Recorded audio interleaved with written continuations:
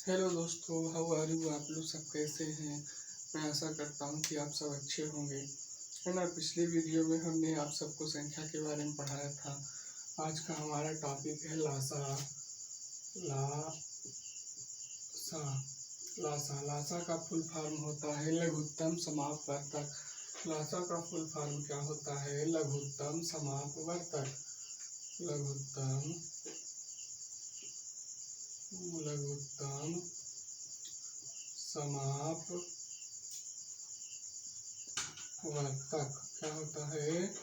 लघुत्तम समापवर्तक। लासा का full form होता है लघुत्तम समापवर्तक। इसकी डिफिनीशन होती है लघुत्तम समापवर्तक की, ऐसी संख्या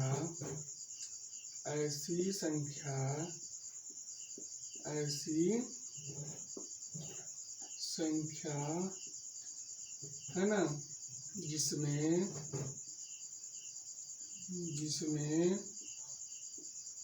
दी गई संख्याओं का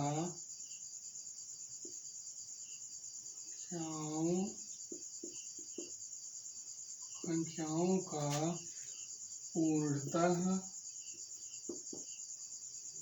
भाग चला जाता है, उसे उस संख्या को दी गई संख्या का लघुत्तम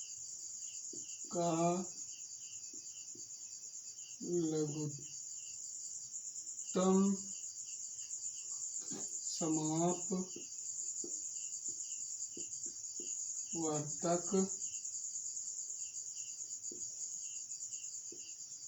कहते हैं। ऐसी संख्या जिसमें दी गई संख्या का पूर्णतः भाग चला जाता है ना, उस संख्या को दी गई संख्या का लघुत्तम समापवर्तक कहते हैं। ऐसी संख्या जिसमें दी गई संख्याओं का पूर्णतः भाग चला जाता है तो उस संख्या को दी गई संख्या का लघुत्तम समापवर्तक कहते हैं। जैसे देखिए, जैसे मान लीजिए 2 और 4, तो 2 और 4 का एलसीएम क्या होता है? तो 2 और 4 का एलसीएम यानी लासा क्या होगा? 8 होगा। क्या होगा? 8 होगा। देखिए, क्या 8 में दी गई संख्या का पूर्णतः भाग चला जाता है तो 8 को डिवाइडेड बाय 2 यानी 8 भाग 2, 8 भागे 2, तो 2 चौको 8, 2 चौको 8। ये देखिए पूरा डिवाइड हो गया, शेषफल हमारा कुछ नहीं बचा। अब 4 में दो, अब 4 का भाग करके देख लीजिए तो 4 दूनी 8, 4 दूनी 8। ये देखिए इसमें भी पूरा भाग चला गया है ना। तो ऐसी संख्या जिसमें दी गई संख्याओं का पूर्णतः भाग चला जाता है तो उस संख्या को दी गई संख्या का लघुत्तम समापवर्तक कहते हैं। जैसे देख लीजिए, यह 8 क्या है? 2 और 4 का क्या है? लासा है, लघुत्तम समापवर्तक। 2 से हम 8 को भाग किए तो हमारा पूरा भाग चला गया, शेषफल हमारा कुछ नहीं बचा, है ना। और 4 से 8 को भाग दिए तो हमारा पूरा 4 दूनी 8, पूरा भाग चला गया, शेषफल हमारा कुछ नहीं बचा हुआ है ना। इसी को कहते हैं लघुत्तम समापवर्तक। शॉर्ट फॉर्म में कहते हैं लासा। लासा का फुल फॉर्म होता है लघुत्तम समापवर्तक। क्या होता है? लघुत्तम क्या होता है? लघुत्तम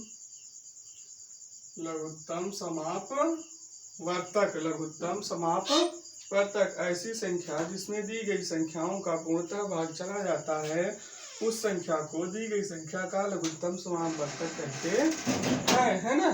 संख्या को लघुत्तम समापवर्तक कहते हैं। ये हो गई डिफिनीशन और ये उसका उदाहरण। अब हम लघुत्तम निकालना आप लोगों को बताते हैं, ठीक है ना। अब जैसे देखिए हमें लघुत्तम निकालना है ना। जैसे देख लीजिए कि हमें मान लीजिए 2 और 4 है ना। 2 और 4 का क्या करना है, 2 और 4 का हमें लासा निकालना है। क्या निकालना है, लासा। क्या निकालना है, लासा। तो सबसे पहले हम इसका क्या करेंगे, गुणनखंड करेंगे, है ना। 2 और 4 का क्या करेंगे, गुणनखंड करेंगे। ये देखिए ये गुणनखंड 2 1 जा 2, इसे डिवाइड करेंगे। 2 2 जा 4 यानी 2 दूनी 4, 2 1 कम 2, 2 दूनी 4। फिर 2 से डिवाइड करेंगे, 2 से भाग देंगे तो 1 उतर जाएगा और 2 1 कम 2, ये डिवाइड हो जाएगा। अब हमें यहाँ पे क्या मिल गया है, तो इसका हो जाएगा लासा इक्वल टू बराबर 2 गुणे 2, है ना। ये क्या लिखा है, 2 से एक बार डिवाइड हुई है संख्या, फिर एक बार 2 से डिवाइड हुई है यानी 2 से भाग गया है, फिर एक बार 2 से भाग गया है यानी 2 से 2 बार भाग गया है ना। तो 2 से 2 बार भाग गया है तो इसका लासा क्या हो जाएगा, जैसे 2 दूनी 4, क्या हो जाएगा 2 दूनी 4। इसी तरह हम संख्या का लासा निकालते हैं। अब इसमें डिवाइड करके देखते हैं कि जो हमारी ये संख्या आई है क्या इसमें दी गई संख्याओं का पूर्णतः भाग चला जाता है। तो 2 से हम इसे डिवाइड करते हैं यानी भाग देते हैं, तो 2 दूनी 4, 2 दूनी 4। ये देखिए हमारा शेषफल कुछ नहीं बना और हमारा शेषफल कुछ नहीं बचा है, पूर्णतः भाग दी गई संख्या में चला गया है। अब देखिए हम इस संख्या को दी गई संख्या यानी अब 2 से तो मतलब 2 से तो भाग दे दी, अब 4 से भाग देते हैं ना। तो 4 भागे 4, तो 4 कम 4, ये भी देखिए पूर्णतः भाग चला गया है ना। तो हमारा 2 और 4 का लासा क्या हो गया है, 4, लघुत्तम समापवर्तक। ये तो छोटी संख्या देखिए, जैसे मान लीजिए कि बड़ी संख्या है उसका भी लासा हमें निकालना है। तो ये देखिए मान लीजिए कि दूसरा क्वेश्चन है हमारा कि 160 160 और 148 का लासा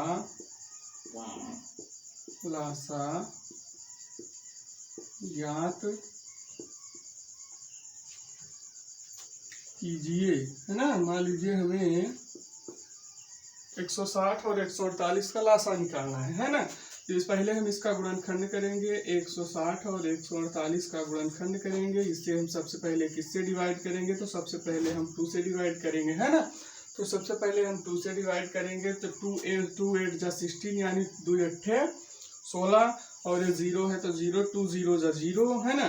अब ये 2 7 जा 14 यानी 2 2 7 14, 2 7 जा 14 2 7 14, है ना। अब देखो 2 चौको 8, 2 चौको 8, ये देखिए 2 से डिवाइड हो गया, 2 से भाग चला गया। फिर 2 से हम इसका डिवाइड करेंगे तो 2 4 जा 8, 2 4 जा 8। अब देखिए इसे फिर से 2 से डिवाइड करिए तो 2 3 जा 6, ये 7 लिखा हुआ है ना। तो 2 3 जा 6, इसमें 1 बचा तो 1 इसका कैरी इसके 4 के पास गया तो 4 हमारा क्या हो गया, 4 हमारा 14 हो गया। 4 हमारा क्या हो गया, 14 हो गया। तो 2 7 जा 14, 2 7 जा 14। अब देखिए फिर इसे 2 से डिवाइड कीजिए। अब इसे 2 से डिवाइड करते हैं तो देखिए 2 2 जा 4, है ना। 2 0 जा 0 यानी 2 शून्यम 0, 2 दूनी 4, 2 शून्यम 0। अब ये 37 नहीं डिवाइड होगा, है ना। ये 37 नहीं डिवाइड होगा, 37 तो 2 से नहीं डिवाइड होगा, किससे डिवाइड, किसी से नहीं डिवाइड होगा, है ना। अब फिर से 2 से करिए, है ना। तो 2 1 जा 2, 2 0 जा 0, है ना। यानी 2 1 कम 2, 2 शून्यम 0, 37 वहीं पे रह जाएगा, वो डिवाइड नहीं होगा। अब इसे 2 से डिवाइड करिए तो 2 5 जा 10, 2 5 जा 10 यानी 2 5 10। और 37 तो डिवाइड नहीं होगा हमारा, 37 में भाग नहीं जाएगा 2 का, तो 37 उतर आएगा। अब इसे 5 से डिवाइड कर दीजिए तो 5 1 जा 5, 5 1 जा 5। अब देखिए क्या लिखा है 37, तो 37 आ जाएगा। अब 37 को तो ये अभाज्य संख्या है ना। तो अभाज्य संख्या को ना तो ये 2 से डिवाइड होगी, ना तो 2 का भाग जाएगा, ना तो 3 का, ना 5 का, किसी का नहीं जाएगा। तो इसे हम क्या करेंगे, 37 को 37 से ही डिवाइड कर देंगे। तो 37 1 जा 37 यानी 37 से कम 37। अब इसका हमें लासा निकालने के लिए जो हमारे फैक्टर्स आए हैं ना, हिंदी में इसे गुणनखंड कहते हैं, इंग्लिश में फैक्टर कहते हैं, है ना। और लासा को इंग्लिश में एलसीएम कहते हैं। क्या कहते हैं इंग्लिश में? इंग्लिश में इसे एलसीएम कहते हैं। क्या कहते हैं? एलसीएम, है ना। इंग्लिश में एलसीएम और हिंदी में लासा। ठीक है, अब इसका हमें क्या निकालना है? तो लासा इज इक्वल टू, अब लासा हमें इसका निकालना है ना, तो लासा इज इक्वल टू, ये जो हमारे गुणनखंड आए हैं इन सभी का क्या करेंगे हम? मल्टीप्लाई करेंगे। क्या करेंगे? गुणा करेंगे, है ना। तो 2 गुणे 2 गुणे 2 गुणे 2, 2 गुणे 2 गुणे 2 गुणे 2 गुणे 2, कितने 2 है? 1 2 3 4 5, है ना। कितने 5 कितने हैं? 5 है। तो लिखे 1 2 3 4 2 5 है ना। तो 2 5 का हम मल्टीप्लाई करेंगे। कितना करेंगे? 2 5 का मल्टीप्लाई करेंगे। उसके बाद क्या है? हमारा 5 है, तो मल्टीप्लाई 5 का करेंगे। फिर हमारा क्या है? 37 है ना। तो 37 का मल्टीप्लाई करेंगे। अब देखिए इन सभी का मल्टीप्लाई करने से क्या होता है? 30 है, जिसमें 160 और 148, है ना। यानी 160 और 148 का कोटा भाग चला जाना चाहिए। तो देखिए, तो 2 दूनी 4, 4 दूनी 8, 8 दूनी 16, 16 दूना 32, है ना। और 32 पंचे, तो 32 क्या गया? 32 गुणते 5 गुणते 37। अब 32 से 5 को 5 से गुणा करेंगे तो 5 दूनी 10 से 0 हासिल आए, और 5 से 15 ये, तो 16 160 गुणते 37 क्या गया? 160 गुणे 37 आ गया हमारा। अब हम देखिए 160 में 37 का गुणा करते हैं यहाँ पे, है।